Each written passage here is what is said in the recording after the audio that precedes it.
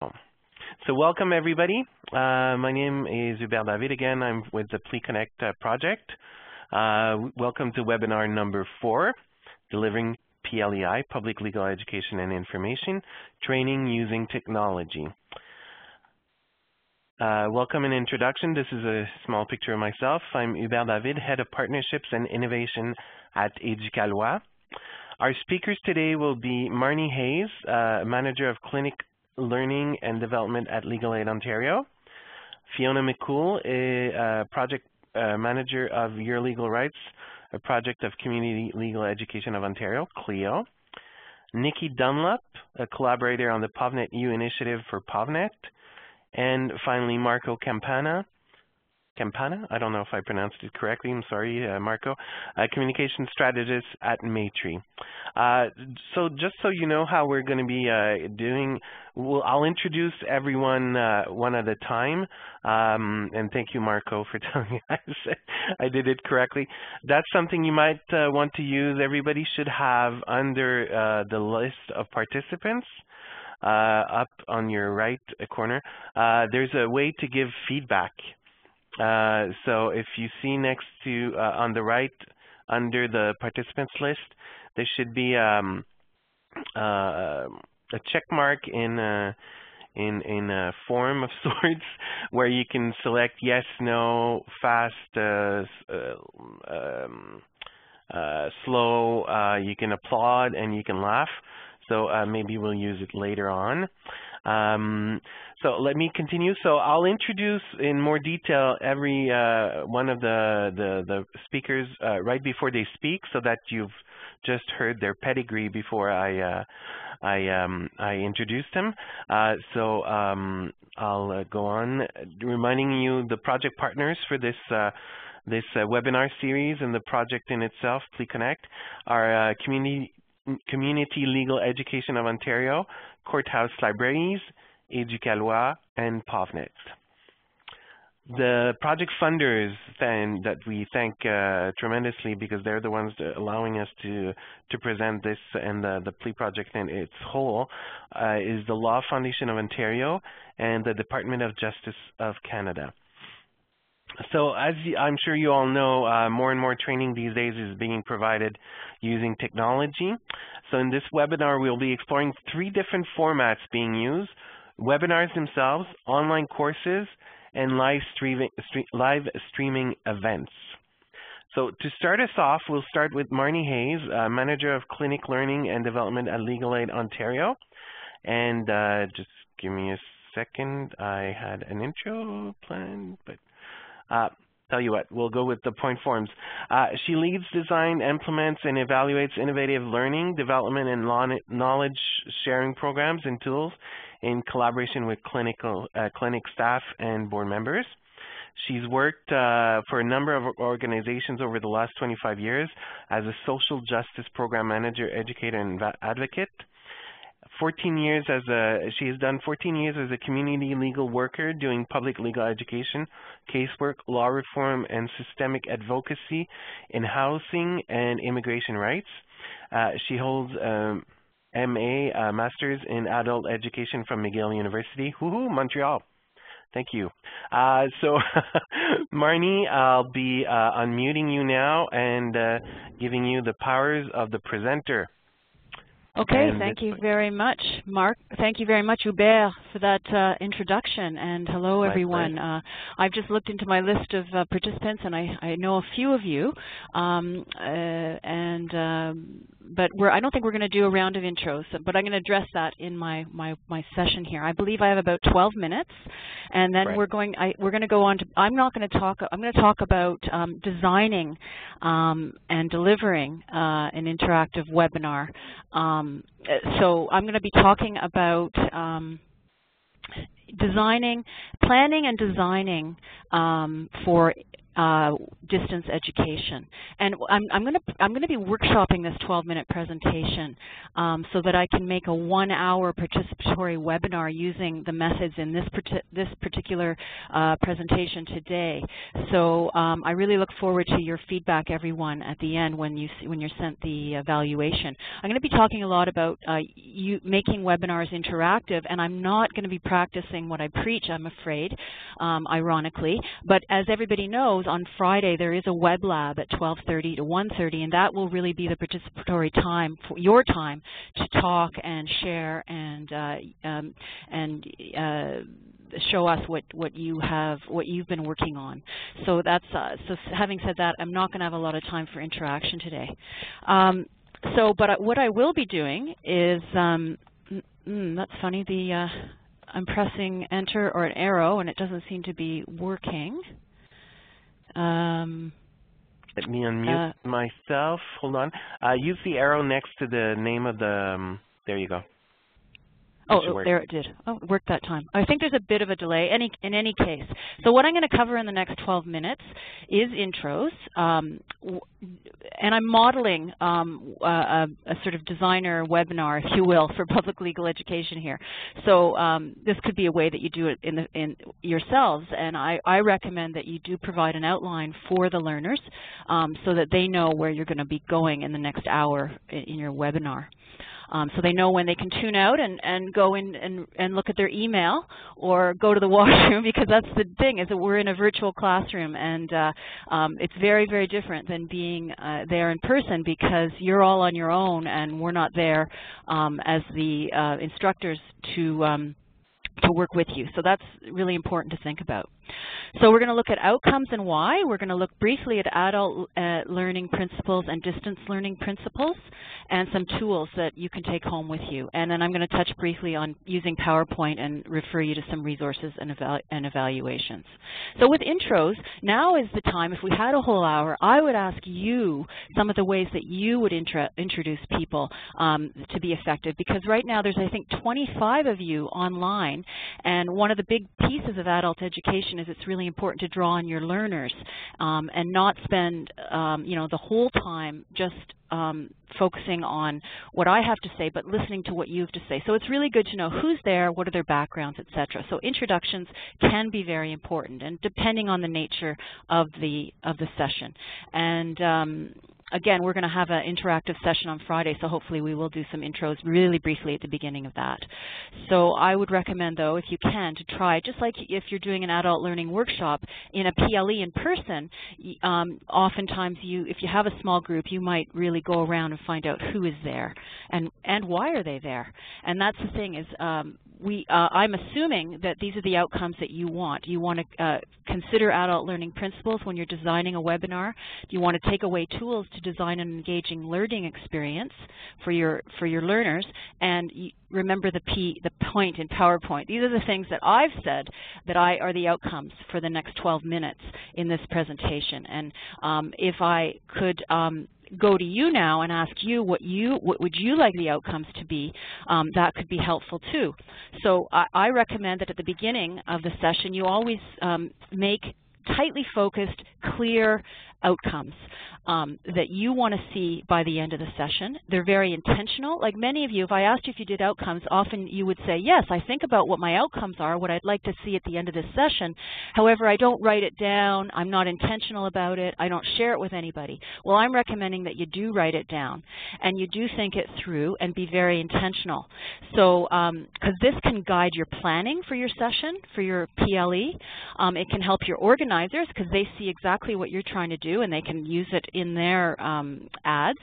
And it also, of course, helps the learners because they can see, oh, is this what I want to learn? And they can let you know, no, you know what, I didn't come here for that. And it can help you then plan for the unplanned because then you can make some changes in the session. If I find out that 25 of you have never before in your life done a webinar at this point, I may say, you know what, I'm going to really change the content a little bit as I'm going. So now here in my 1-hour session would be where I would open up the discussion and I would ask you, okay, do you use outcomes? And can you please share with us how it works for you? Something to that effect. And then we'd have a little discussion about it, but I'm not going to do that today. So just as an example for your PLE, here we have our tenants' rights workshop. These are the outcomes that I want by the end. It's very clear. Everybody has access to it in advance. I can be somewhat flexible. I did this workshop once with a group of legal clinics, and I saw that 2 different legal clinics had very different outcomes. One of them wanted to make sure that tenants knew where to come for help in the future, and that was really the biggest message of their PLE, whereas another one really wanted to provide concrete self-help information so that the tenants wouldn't have to rely so much on the clinic. So it's really important to think through your outcomes at the outset. Now, I just want to touch on the characteristics and tendencies of adult learners just as a reminder for you. I'm sure that if you do PLE, all of you, and this is where I would ask the question, and in fact, I'm going to be talking about polling because there are a number of techniques that I could use to get that information from you, and I'm going to talk about them in a few minutes. But I just want to briefly cover things to think about when you're doing your 1-hour webinar or whatever your webinar for PLE. Don't forget that all adults enter the process with knowledge and experience. That's a tree showing wisdom. It's a very old tree.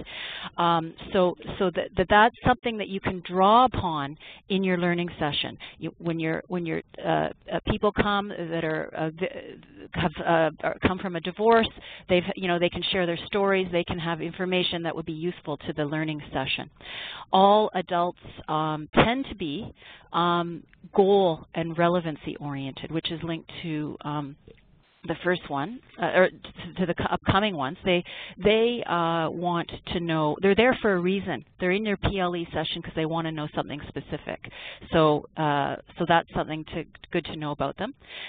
Adults are intrinsically motivated. Again, they're coming to the PLE session to learn something that they are motivated to learn, and that motivation does keep them engaged to a very large extent, and that's important. But I'm also talking about other ways of keeping people engaged.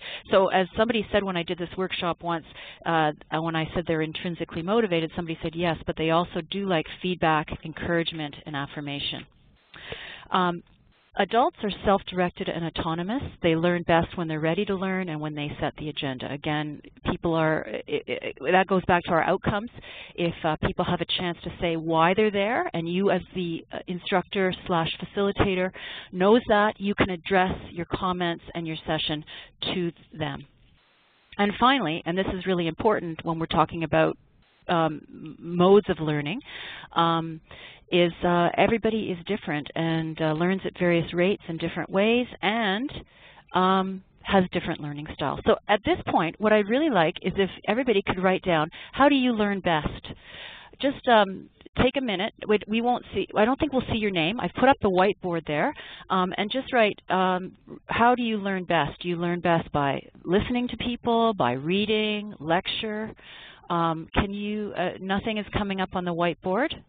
So can you please answer that question? How do you learn best? Anybody? And we won't be seeing your name. It's very anonymous. So, Hubert, I'm not seeing anything. By trying stuff out. Thank you very much, the first person. You tried it out. Look at that. That's excellent. Okay, trying stuff out. You like to actually do things practically. Anybody else? Fiona, you learn by doing, trying, testing. Very action-oriented. Okay. So, anybody else? Doing. Oh wow, this is a real group that wants to do stuff. You see, and so that's what we're going to be doing on Friday. We're going to be doing. Anybody else? So do you like to listen, read? One more. Let's please share. How do you learn, or how do you teach? Okay, maybe because you are a group of PLE practitioners. How do you teach? What's the best way? Feedback. You like to get feedback. Does that okay? Anybody else? Let's have one more. Give us an example of how you teach, what works well. What methods do you Marnie, use? if you don't mind, I'll just take everybody. If you can see the whiteboard, you should have a list, a series of tools up top that allow you to write in. If you see the T up top, that gives you a chance to write text in on the whiteboard. Because I'm getting a lot of questions, Marnie. Sorry to. Okay. Okay. So everybody, how to use the whiteboard. Okay. Because this is short, again, I'm going to go back to my what I keep saying. We're not going to be continuing this exercise, but you're getting a sense of what we could be doing by using the whiteboard. I would have to explain very clearly how to use it, and then we could use it as a tool. So I'm going to take us back to the presentation. And the point is that people do have very diverse learning styles. The very standard ones are audio, visual, and kinesthetic. So, you know, by addressing that, I'm trying to address. We're speaking on the webinar. We're trying to be graphically very interesting, and we're also asking you to write. So that addresses people who like to keep active. Also, by engaging you that way, it's harder for you to go to your email and go to the bathroom and be looking elsewhere when we're trying to do something engaging. So the learning pyramid, pressing it's not working, Hubert. I don't know why, but are you use the arrows up top next to on the. I'm using the same arrows I was using before. And they're not working? I don't know. No. So you want to switch to slide 13? Yes. Okay, try the drop-down menu. Oh, no, did I do that? Did you do that? Yeah. No, I can't do it. Only you can do it. So. Okay, good. So somehow it was just delayed, I guess, from coming from the whiteboard. Okay, so this is just in terms of retention rates. We talked about how people learn, and many of you said by doing. It's interesting if we go down to the this part of the pyramid. The vast majority, many people learn by doing, and that's sort of, this is a very anecdotally, this is not, of course, scientific, but, you know, some people may, you know, retain a lot by reading and even less by lecture. You know, it depends on the person, of course, but this is just something to throw out there as a food for thought. So now I'm running out of time, so I'm going to just take us through quickly. I want to let people know that teacher-centered instruction methods, that is based on banking or depositing knowledge into the learner, is one way that we can use webinars for. However, I would argue that if we are more learner-centered, that people will get more out of. So if we want to make our learning as active as possible, we want to draw on the knowledge of the learners. We want to make things bite-sized and make it visually stimulating. So we use Adobe Connect, and Fiona is going to be talking next about platforms for webinars. She's got an excellent presentation to help you to choose your platform. In Adobe Connect, we have a chat feature where everybody sees everything, and I could ask you a question and you could be writing here, and we could be having a conversation as we're going along in this session. I can flip chart your ideas. Just now, you flip charted your own ideas using the whiteboard, but I can also go into whiteboard in Adobe Connect, and I can write down your ideas the same way I would in a live PLE, which is really helpful because people then see their own ideas up in writing, and it's very affirming for them. We can also go use an online poll. I could ask you at the beginning, have you hosted a webinar before? You say yes or no, and immediately I know how many people, what I'm working with here. So this is an excellent tool that you could use really creatively. Think paired share. Sometimes in the live sessions we put people into pairs or groups of threes. You can still do that online, believe it or not. You can do breakout rooms. This is an example of what not to do on a webinar. Lots of words, so that I'm speaking, you're reading, nobody's following each other. On the other hand, I'm going to show you, we're going to demonstrate, we're going to do it. You've all, 4 or 5 of you said action. So we're going to go to the breakout rooms and we're going to do it. Now there's a video on YouTube on how to do breakout rooms. I could show that for 3 minutes right now if I had an hour, and that would be really diversifying my learning methods. And there's your video, and if we had a minute, we could go into that right now. Web browsing. I can take you to that. I can demonstrate things on the web. So in the PowerPoints, I'm trying to practice what I preach here, not using a lot of words, and really trying to not read from my screen. So this is a review of what we talked about. You want to really think of the learning needs of your audience. You want to shake up your learning styles and use your points in your PowerPoint. So here's some really great places you can go for photos, for free access to photos if you just have to attribute them, and some follow-up resources, which this is going to be recorded, so you'll have access to all this later. You can do a verbal evaluation if you have time and see if your outcomes were met. And I put a short survey in SurveyMonkey and send that out and ask for feedback. So this is just a tip of the iceberg. Like I said, I really would love your feedback because I want to do a whole 1 hour session on this. Thank you very much, everyone. Thank you, Marnie. Thank you so much. I'll grab the power back, if you don't mind. And we'll switch back to my presentation. That was Marnie, people. Next is Fiona. Fiona MacCool is the project manager of Your Legal Rights, a website of legal information for people in Ontario. For over 15 years, Fiona has worked as an IT project manager, software trainer, and web content developer. She's a non-techie at heart, but she's passionate about helping nonprofit organizations take advantage of the cost-efficient and time-saving power of the Internet to support community partnerships, share resources, and make a difference. She holds an MA in Women's Studies from York University. So thank you, and here's Fiona. So Fiona, I'll give you the ball of power. Thank you very much, everybody. So it's great to be here, and I hope I don't run out of time, too. I wanted to do a kind of high-level walkthrough of webinars, and we are covering so many great things. I can't wait to learn from Nicky and Marco as well. So I hope that I can count on Hubert to tell me if I run out of time. But I just wanted to let you know we've been doing webinars at Your Legal. I can count on him. Excellent. Okay.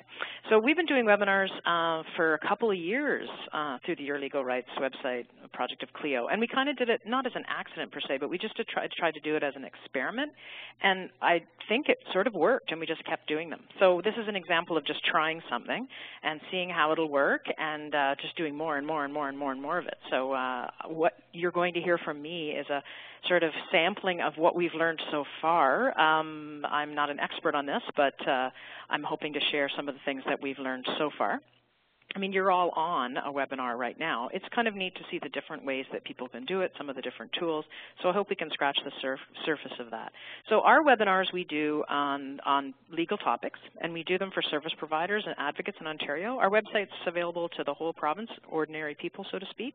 Our webinars aren't closed off, or we don't have any way of policing whether the general public does or does not take them. We just aim them at service providers, and we can tell for the most part from the way that people participate that they're service providers.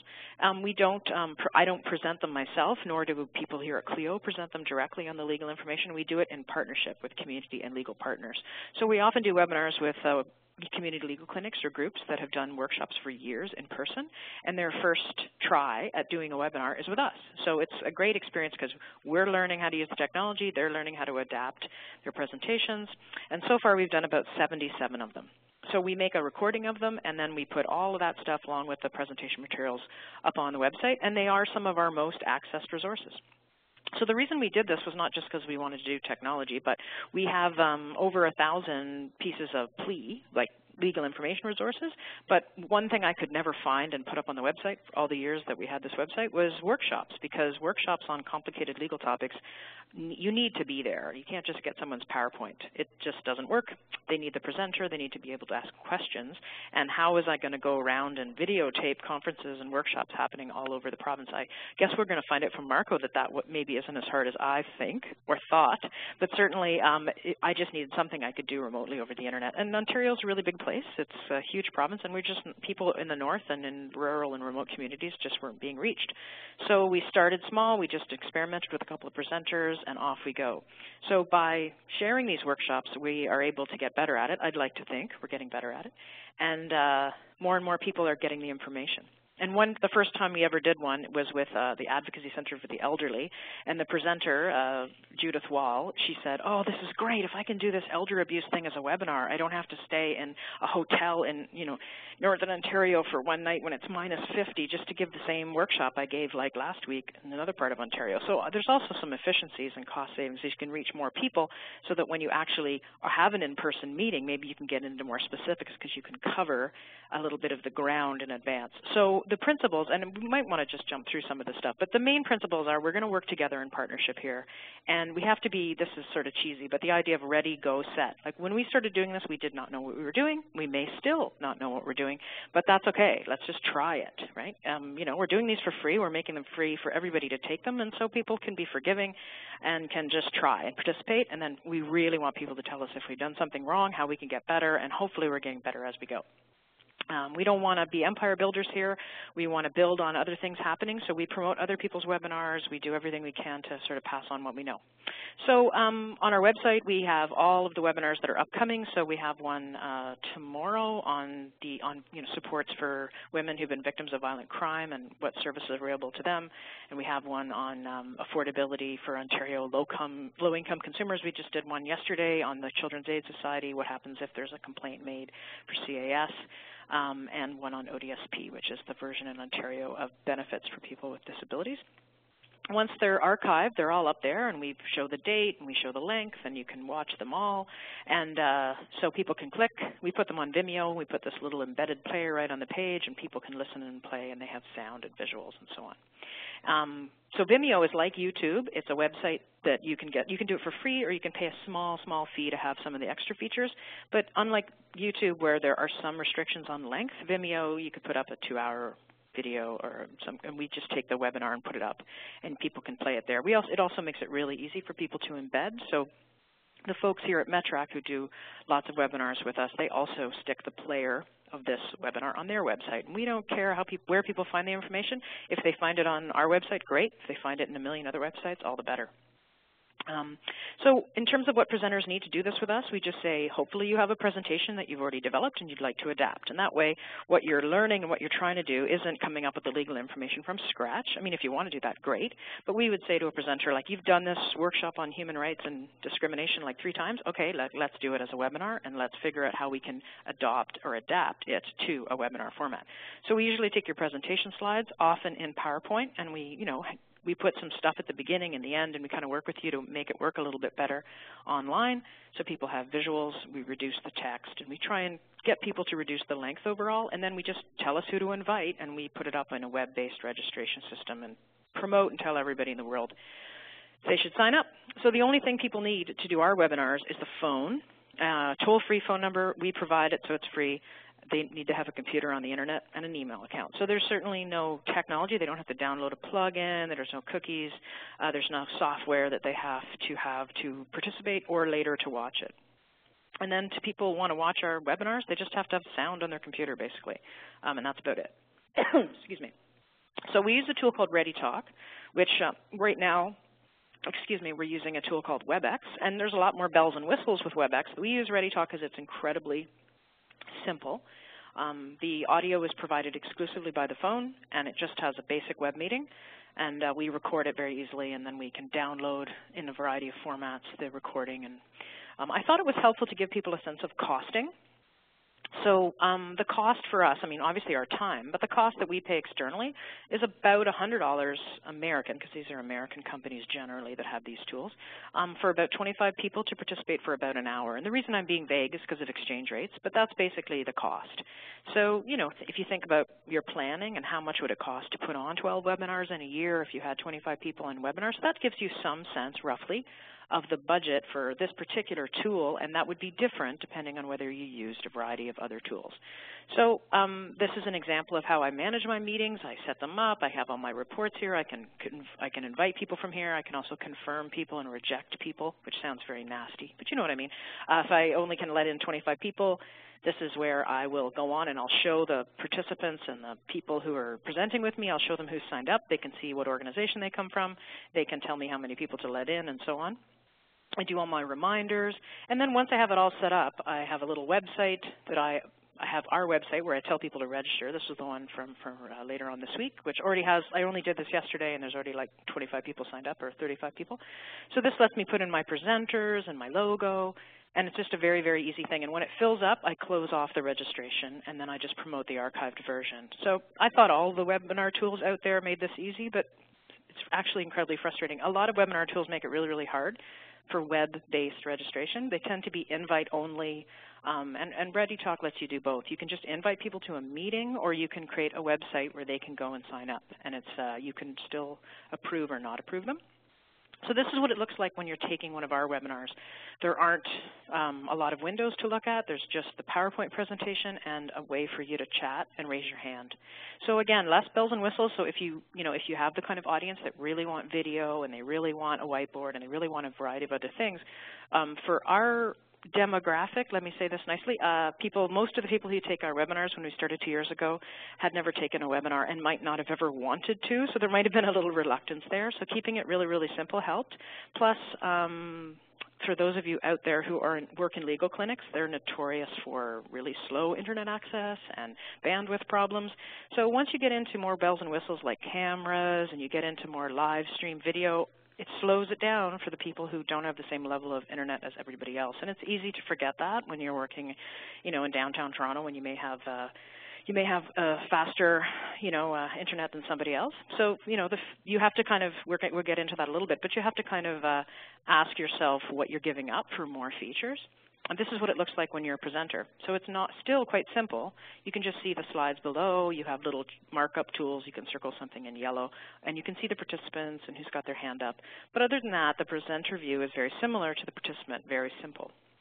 And then I record it, and I put all the PowerPoints up, and I keep reminding people throughout the webinar that everything they're looking at they can get later. And should any of you be interested in anything I'm saying, you can get a copy of my presentation too.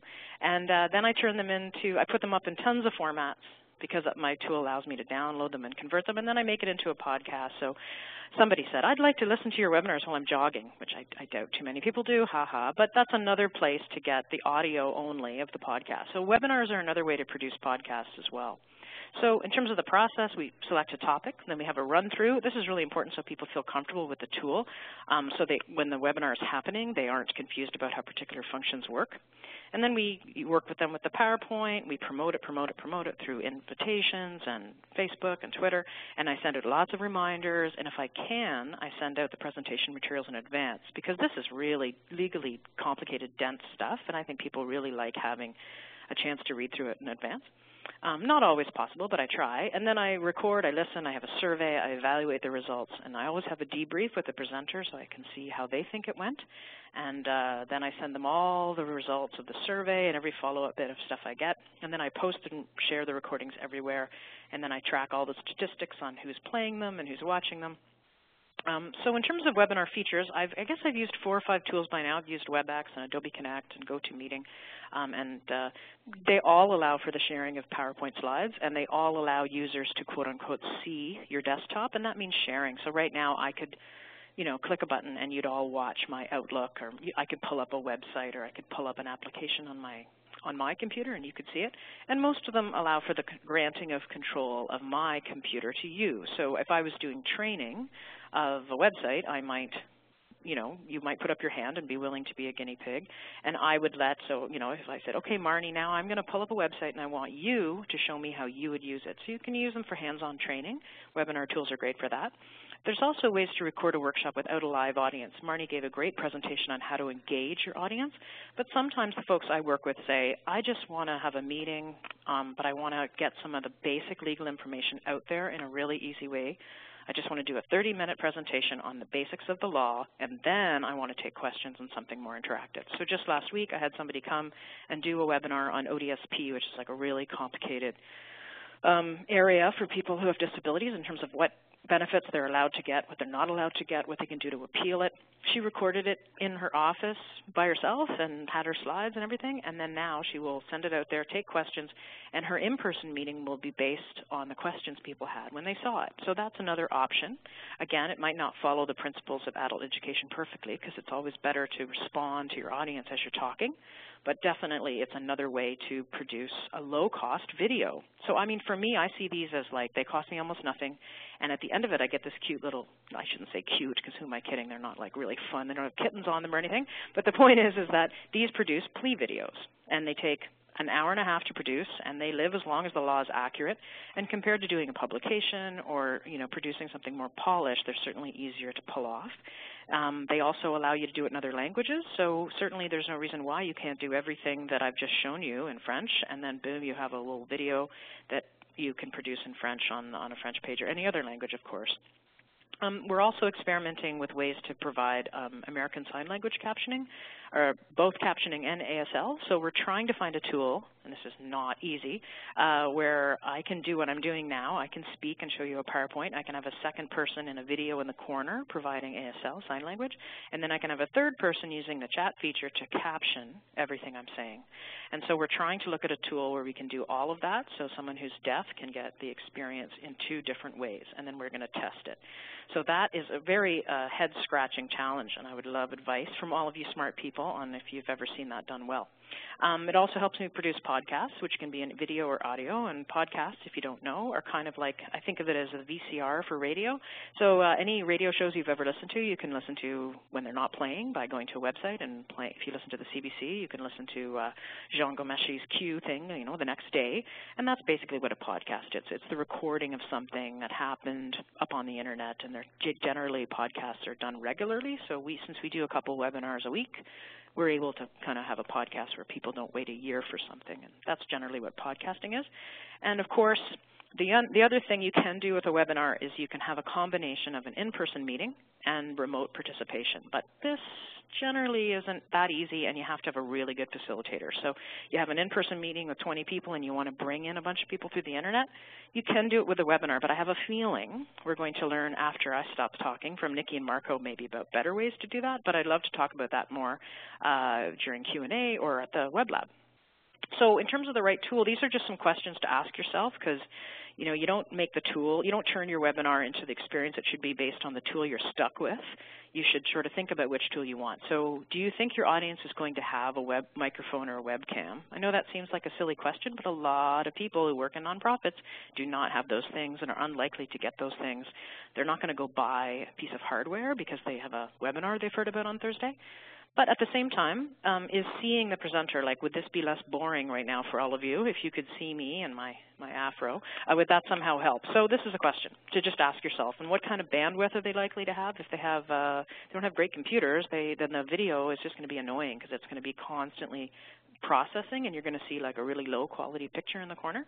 The next thing is the whole notion of whether you're going to get the audio from a telephone, which is what we're doing right now, or whether you're going to get it through the microphone, broadcast only speaker system in your computer, and that's an important question. So a lot of people don't have microphones, so therefore they can't participate. At the same time, if you're looking at mobile users, or if you think you're reaching an audience that uses public computers in perhaps a lab, they will not be able to do the thing on the phone because they can't have a phone that's making noise in a public place.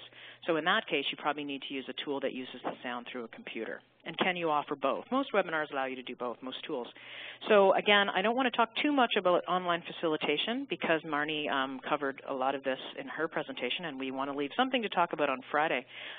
But I do want to sort of talk to you a little bit about length.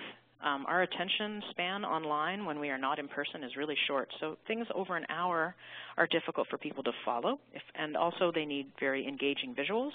There are specific facilitation challenges when you're dealing with legal information, and I've had a lot of quote-unquote challenging people on webinars who try to dominate the chat by putting in huge amounts of personal information about their problem or their political position in a way that can be quite disruptive. And so there are some ways that the chat tools can be set up so that only presenters can see them, and it gives you a little bit of more control over what you share and what you don't.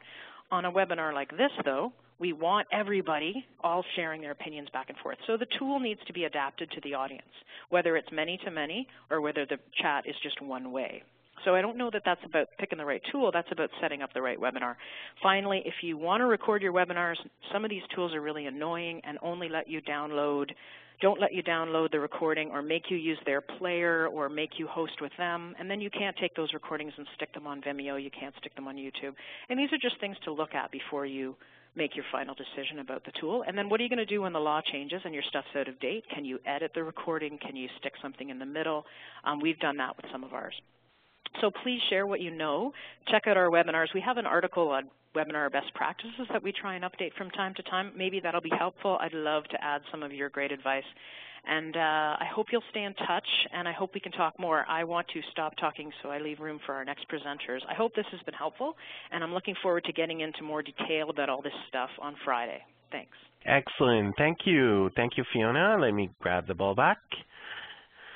When we talk about the ball, people, it's about it's the way we pass the powers on WebEx. So thank you, Fiona. Next is Nicky Dunlop. Nicky started her career in poverty law work in Williams Lake in 2000 as an advocate with the Women's Center. In 2004, she moved to Vancouver to work with some of Canada's most marginalized people in the downtown East Side area. Alongside her advocacy work, she spent time supporting youth who were homeless or at risk of becoming homeless in both Williams Lake and the Lower Mainland. In 2001, Nicky joined TRAC as an executive director and had the privilege of working with a group of people who she had admired and relied on throughout her advocacy career as leaders in residential tenancy resources and support. Nicky has worked on a number of projects with PovNet during her time in Vancouver, and through her experience with PovNetU, she was inspired to return to school to work on her master's in distance education. Nicky is now living in Vernon, BC, with her partner and young son that you can see on the picture, and is grateful that technology allows her to stay connected with PovNet and be part of the work they are doing. So, Nicky, I will unmute you and give you the powers. Thank you. First of all, I understand the sound quality might not be great, and I think that's something at my end, so don't panic at your end if it sounds a bit hollow or distant. So thank you for having me, having PovNet here, and hello to everybody. What we're going to do today is provide an overview of PovNetU. We only have the 12 minutes, and hopefully everyone's going to be at the Web Lab on Friday, so we can dig into it a bit deeper and possibly even go into the course and walk around in there with you guys. So we've also got here with us as participants Penny and Mo Sankara, who are also members of the PovNet team. So we're all here with you. I'll start by explaining that PovNetU is one of sort of three parts of PovNet. It also has its web page, povnet.org, which provides resources and information and links on a wide variety of poverty and poverty law related topics. It's accessed and there for both service providers and the public. The second part is our email lists, which are topic-based listservs for advocates, lawyers, and other service providers who are supporting clients. That's not accessible to the public. It's just for those who support and work with the public. And then the third part is PovNetU, which is the collection of online courses for anti-poverty advocates throughout BC mainly, but we have expanded throughout Canada for some federal courses, EI, CPP, things like that, and just recently helped a group in the Yukon put on a course for sort of tailored to their territory. So looking back at sort of traditional face-to-face training, which often everyone sort of gathers at a conference or a workshop, whether it's in your own town or you have to travel to the Lower Mainland. You're looking at a time commitment. You're looking at travel expenses, taking that time off work and away from your family. a lot of people can't attend those because of those barriers. And the benefit to PovNetU online courses is, first of all, it's free. It's always free for anyone to take. And it's asynchronous, so it's flexible. People can log in 24 hours a day and sort of work where it fits their schedule. We've had people log in the middle of the night because that's sort of when they're up and when they're available to do it. So our courses are accessible in that all you need is an internet connection. An email address is best in that we can communicate better with you that way. But really, if you've got an internet connection, you can get into the courses. There's nothing to download. There are sometimes some videos in the course, so having some audio equipment is beneficial, but it's a small part of it. The courses encourage collaboration and participation. There's some great points made in the previous presentations around retention levels and keeping people interested in online learning, and encouraging collaboration and participation is definitely something that we focus on. Feedback from facilitators, providing up-to-date links, so reviewing courses as things change, making sure they're up-to-date. Changes coming around April 1st with the EI system, so making sure that information is in the courses and that all the links are up-to-date as they get changed by the sources. And looking at practical experience and real-life examples, so not using a real-life example in the sense that it might expose someone's confidentiality, but definitely using scenarios that advocates would come across. So we currently have 13 courses, each run about 4 to 6 weeks, and typically only require a couple hours a week of learners' time. So they're quite manageable as far as fitting them into schedules. Most people taking the courses are also working full-time, so we have to respect that they've got a full plate as it is. Our facilitators are experienced advocates for the most part. They're also PovNetters, so they use the lists, they use the website, and they've been around and involved in PovNet for a while. They focus on encouraging and supporting their learners, providing feedback, and like I said, reviewing course content to make sure things are up to date and current. The building blocks of the course. So each section of the course is, they refer to it as books. Moodle has sort of terms that they like to use and that they don't let you change sometimes. So each section is separated into or referred to as a book. Exercises are in the form of personal assignments, which are one-on-one assignments between the participant and the facilitator, so they get confidential feedback. Discussion boards are similar to what you're seeing here, where people can post messages. We'll actually look at examples of that, but so the engagement is there within the participants as well as the facilitators offering their feedback, and we have quizzes in a number of our courses, which could be multiple choice, true and false, or short answer quizzes, which are responded to by the facilitators. Okay, so taking a look inside the course, I mentioned Moodle already. Moodle is the course management system that we use. It's free and open source, and it's used by a number of colleges and universities around the world. So it's definitely being tested by some larger establishments too. So behind the scenes, in addition to just the course content, so just managing the course itself, Moodle also lets us set up profiles for learners and facilitators. We can track participants' progress.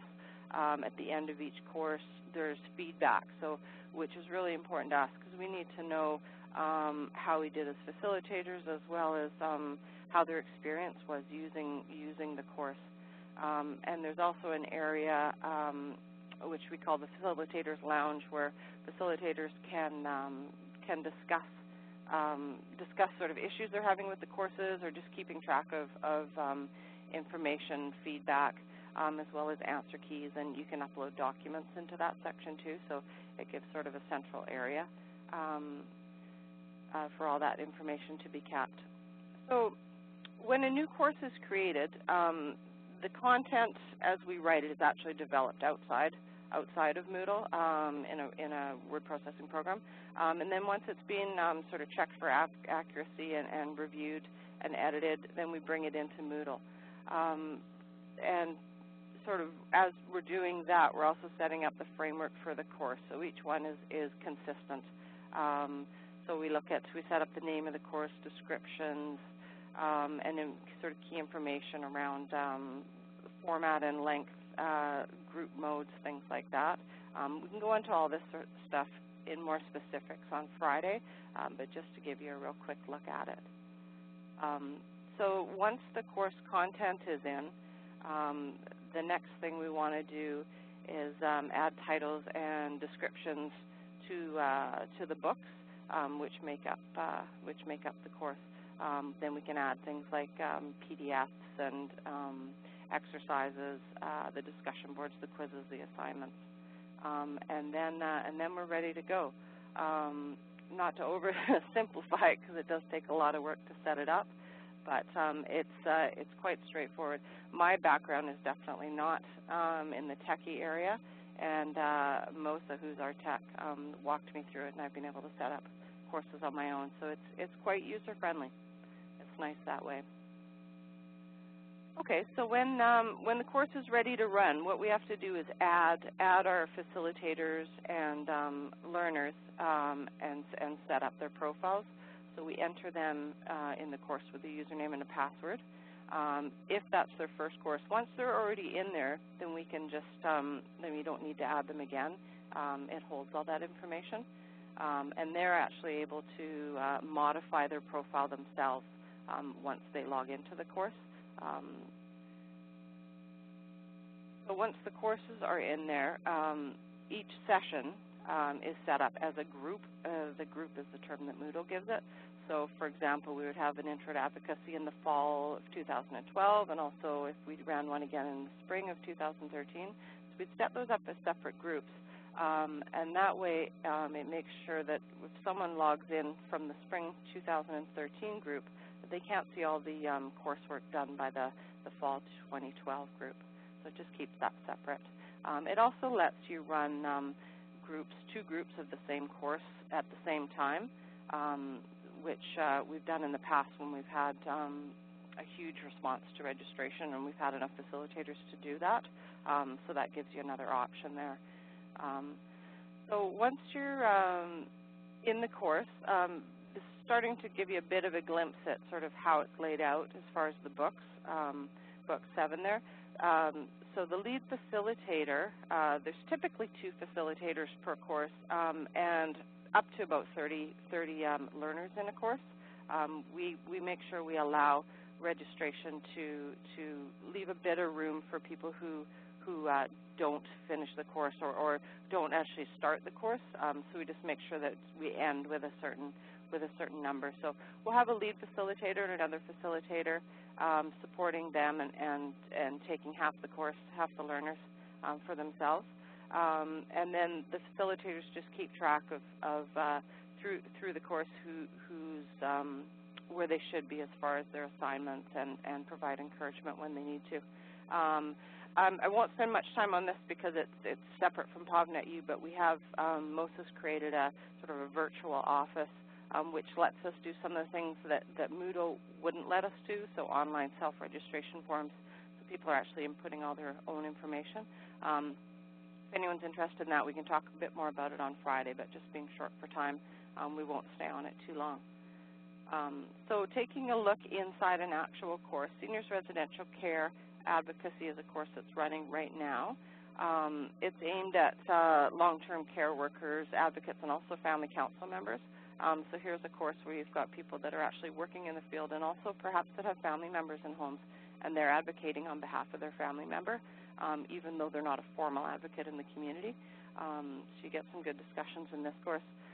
We start all our courses out with people getting used to the course, so it's important if they haven't taken an online course before that they're given the opportunity before they jump into the content to sort of just find their way around. Even if they have taken a course online, ours will be a little bit different, so they need to get comfortable so that they don't get frustrated right off the bat and bow out of the course. So looking at retention levels, that's important to do. So just skipping through this quickly because we're short of time. This will give you a bit of more of a glimpse here of how the course is laid out. It's quite linear. It's easy to work through. There's typically about 7-8 books in a course, and they just work through them one by one. This one, as we've already talked about books a bit. Discussion boards, one of the activities.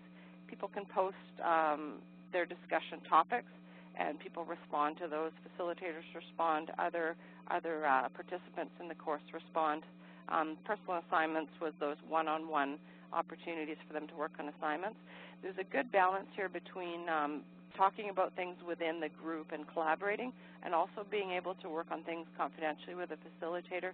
They get to take a bit more of a risk there, so it's finding a good balance. The quizzes are just a real quick way of giving them feedback as far as if they're getting the content, and also mixing up different types of activities also keeps your retention levels up. At the end of each course is a compilation of all the resources we've linked to within the course, so it's important that learners can take that away from them and refer to it afterwards. Instead of loading it up with content and rewriting what's already out there on the internet, it's important to link people to that information so they can keep going back to it. If you want to learn more about it, PovNetU.org is the web page address for our courses. PovNetU@PovNet.org is our email address if you have any specific questions. Friday we can get into this in a bit more detail, and definitely you can ask some questions there. Okay, thank you, Nikki. Just want to tell people we'll definitely extend the webinar a bit so that Marco has his full time. We're sorry it was. We knew it might be a problem as we have so many people on, but I think it's definitely for a richer experience. So thank you so much, Nikki. Definitely we'll have more time on Friday to cover this. So moving on to Marco. Marco started his career as an employment counselor at the Kitchener-Waterloo Multicultural Center with an undergraduate degree in political science and a career development practitioner certificate. His work has spanned numerous nonprofit sectors, including newcomer settlement, employment, information and referral, and community-based internet projects. Before joining Maytree, Marco worked on the settlement.org and Settlement at Work websites. Most recently, his work focused on helping settlement agencies harness and implement social media and technology in their community service work. Marco will share his experience using low-cost products to live stream events to a wide audience. And here's Marco. Thank you, Marco. Thanks. Hi, everybody. I'm going to go fairly quickly because I know you have lots of... I'm giving you 12 minutes on the dot, starting now. Okay, perfect. Excellent. So just to reiterate a few things, thank you, Hubert. The going over the bio reminds me to remind you that you don't have to be a techie in order to use this stuff effectively, because I certainly don't come, as you can see, from a technical background, but over the years have found these tools to be increasingly useful and increasingly easy to use, actually. And just to reiterate a few messages from the previous presenters, as Fiona and Nikki alluded to, it is extremely useful to experiment, I think, in our work with this, and it's easier to do that now than ever before. And I think what I'm going to show you is a really good example of that. There's certainly a learning curve for us as hosts to use this technology. But one of the allures or the draws is that it's generally pretty seamless for participants. There's always technical challenges and issues, and it doesn't work for everyone, and you shouldn't assume that everyone, as Fiona had mentioned, will either want to or be able to access this type of technology. But there is an uptake in interest from people. As well as Marnie indicated, making a virtual experience interactive and is definitely becoming easier and more possible. So a few things. In our case, we are basically starting from a live event. And over the years, we've run something called 5 Good Ideas, which is almost like a TED Talk for nonprofits, where we have someone come and speak for about 20 to 30 minutes on a particular topic, offer 5 good ideas about a very specific thing like nonprofit communications or how to run a good board or governance or diversity and leadership and things like that. And then there's small group work, and then there's kind of a plenary where people talk. And so we thought our work transcends space and time, and there's always been interest from across the country. So why not try to bring another audience into this face-to-face event and try to make it somewhat participatory and interactive for them as well? So a couple things that for us was, because we were going to experiment, we wanted to try to use the technology that we already had available to us. Pre-session preparation is really important for an interactive event, especially online, and being open about the challenges that technology has. So as Fiona had mentioned, it's not for everyone, but when we put the word out about it, we made it very clear that we were going to be experimenting and that we hoped it would work, but that we couldn't guarantee that it would. The upside for us is, like Fiona and others have talked about, this technology allows you to record, provide it after, you can view an archive and things like that. So in the same way, we do a very, high definition video recording of the presentation that's made available on YouTube to everybody afterwards. So we knew we would be able to capture it, but we hoped we would be able to draw people in. So in our case, we started with, as you can see on the screen, an obsolete webcam. When I did a search for this to write a little blog post for TechSoup Canada, I discovered the webcam that we have is no longer being sold, and that's only a couple of years ago. We used a 5-year-old laptop. This is actually an old laptop that I had at home. Like most of you, the technology we have in the office, the laptops we have, are actually even lower tech than some of the stuff you might have at home. So I decided to bring mine in, even though it's actually not the latest and the greatest. Of course, we needed an internet connection, and we needed a staff person. Now, in our case, we weren't using the phone. We were going to ask people to listen through their computers. Listening through the computers is a little bit easier than asking people to participate through, webcams and things like that, because most computers do have speakers, and people can usually plug in their headphones to listen.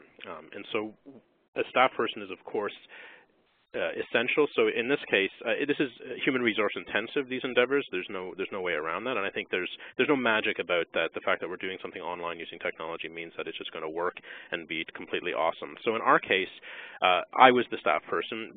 I'm going to share some links after. There's some great examples of other organizations who have done this, and they had multiple staff people kind of keeping an eye on things. So in our case, what we decided to do was basically use free technology that was available to us. So in the case of this particular session, we decided to go with something called Ustream, which is essentially a live streaming website. It's the free version is ad supported, so it basically means when people sign up, they'll have to watch a 30-second advertisement, and then the rest of it is available to them. And what was built into it is, this is essentially the screen that people saw. So on the left is the video, and on the right is what's called the social stream, where people could chat.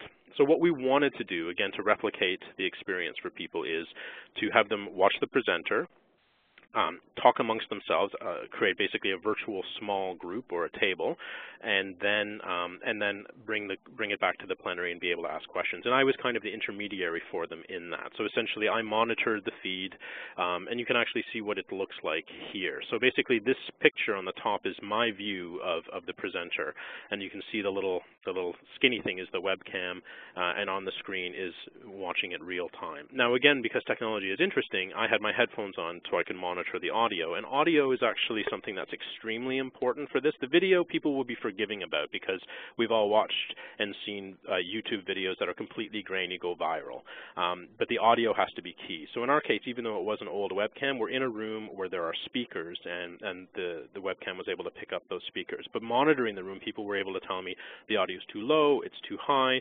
and interact basically, and so I was able to change the settings as necessary. And in this case, for example, we started, with the camera completely on the presenter, and people in the chat room said, we want to see the slides. So I turned and panned out a little bit so people could see the slides. So the picture on the screen looks a little skewed, but again, people were happy because they could see the presenter and what was being talked about. And below is basically just a little image of how it was set up. So there's the screen, and we had our internet connection, and in the middle of the room, basically, and those circles are the other tables that we had in the room, basically.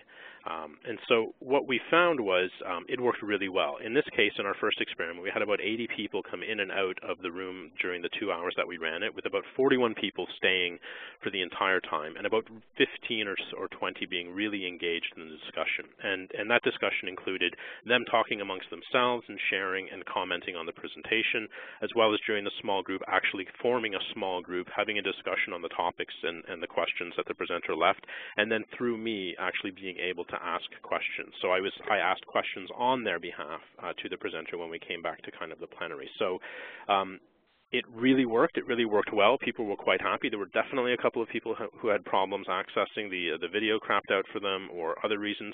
All of those are things that are possible either because of their own computers or because of our connection. Lots of different things can go wrong. So again, being open up front about that and reminding them that a recording was to come was really useful. So for an upcoming presentation, we decided to let's see if we can take this up a notch. Like Marnie, we use Adobe Connect for our webinars, and so we decided to take that, because Adobe Connect allows you to use video, but it also has its own integrated chat room and is a little bit more of a contained environment. Of course, there now are additional costs with Adobe Connect in terms of a yearly fee, but because, again, we weren't using phone lines, and we already have that as a budget line, there was actually no additional costs to use Adobe Connect for us, because it's just simply available to us. And in this case, again, it worked quite well. We had about 30 people in this case in a presentation with the presenter. And the presenter in this case was much less sort of just present and Q&A, but he was very interactive, and we were able to still pull that off within the presentation. And actually, I brought the presenter over on a couple of occasions to speak directly to the virtual audience because they had some specific questions while small group work was happening. And people found that really useful, so they weren't just off to the side. They were actually participating in the presentation. Now, again, at the same time, we're recording this on a decent video camera and then presenting it later for people to rewatch. So one of the things we're thinking of next is how can we integrate all of that. So this is now beyond my personal expertise, but we have someone new on staff who is investigating this and able to do this. And what we're discovering is you can plug your nice camcorder into something that plugs into a MacBook, more preferred, that then actually can stream both to the internet as well as record it, but the audio and video quality will be higher. So we're moving away from the webcam, hopefully, and what that allows us to do is, because at these sessions with the video camera, one of the reasons why the recording is so much better is because we actually plug the camera into the audio system at the event. So the audio is much crisper and clearer rather than relying on the webcam picking up from speakers. So what that means is that during the session itself, both the audio and video will actually be a little bit better. And while we'll probably stick with Adobe Connect for our sessions, there are other options that are out there, like Google Hangouts or streaming directly to YouTube and things like that we may continue to experiment with, both just to learn for ourselves as well as to sort of give opportunities to others. So at this point, we're moving out of kind of the extremely low cost possibilities, but we're also going to be using this technique in many more settings.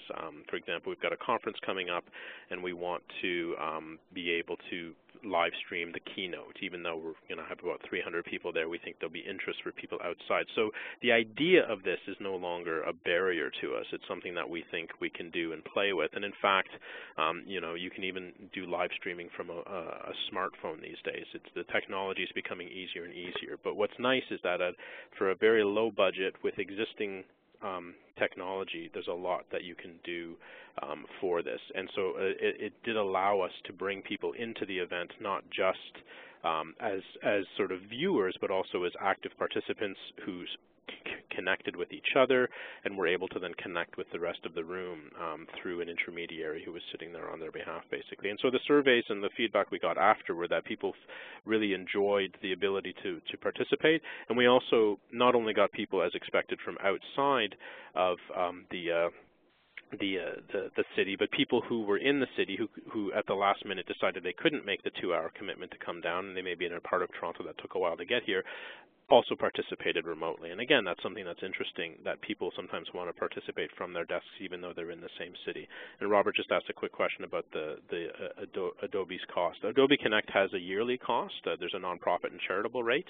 And because we were already paying that, we don't necessarily consider it a cost for when we ran our live stream, because it's already covered under another series of budget items.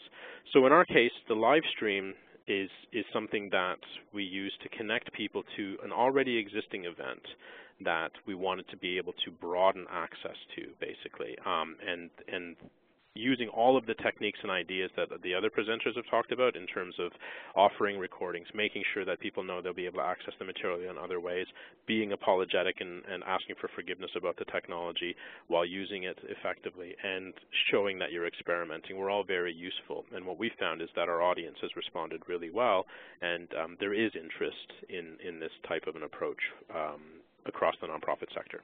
And I'm looking forward to Q&A today and probably more likely on Friday as well. So I hope that was useful. My God, you're right on the dot, 12 minutes. You're wonderful. Thank you, Marco. So we'll do a quick Q&A, but definitely I would invite people to join us more on the let me go back to this. You have a Q&A window at the bottom. That was your time, actually. Please use it. If you have a few questions, we'll give about 4 minutes for questions. It's already 1:41 Eastern. We'll go to 1:45. I'm very sorry because I'm hosting the French webinar at 2, so I have 15 minutes from now. So please, if you have any questions, go ahead. We'll take a few minutes, but you can do that in the Q&A window at the bottom. If not, we'll wrap up and invite you all to join us back at the web labs that are next week. So don't forget to register to pleiconnect.ca, and don't forget to register for Friday's web lab. You can do so at clbc.webex.com, and definitely, oh, there's a question. What is the value added to a live stream versus hosting a live webcast that is taped? We host hybrid webinars live with people in the room being taped at the same time with remote participants live on the webinar. Look forward to discussing this at the web lab. Excellent idea, Marnie. We'll keep that question for Friday. And we'll thank everybody, definitely our project partners, CLEO, Community Legal Education of Ontario, Courthouse Libraries of BC, Éducalois, and PovNet, and definitely our funders, the Law Foundation of Ontario and the Department of Justice of Canada. Thanks to them, thank God, we can do this if they weren't there. Thank you to everybody. I see people are keeping their questions for the web lab on Friday, so definitely. Oh, Fiona would like to make a quick comment. I'll give her the time. Go ahead. I just unmuted you, and you just go ahead. Great. Thanks, everybody. Just a quick thing, because the web lab is on Friday. If there's 15 people, and I'm not sure what of the millions of things that were covered today people are hoping to get into, and of course we have a chance when the web lab starts for people to tell me. But if you don't mind letting us know what today you wish you could see more of or focus on, the more advanced notice we have, the better. That would help make the most of Friday. So you don't have to, but if you know you're going to participate Friday and you have a particular thing that you were hoping someone could spend more time on, or we could test or try out together, or something you want to show, any way that you can let us know is great. You can go to the PLEI Connect site and let us know. You can email any of us. So hopefully that you might think about that prior to to Friday's web lab. That's all I wanted to say. Excellent. Thank you, Fiona. So, thank you. Sorry, I just had a problem there. So, people are applauding. Thank you. And Dave just said thank you, Fiona. So, thank you all. And we'll see you all Friday, ideally, on the web lab. Have a great 2 days until then. Bye.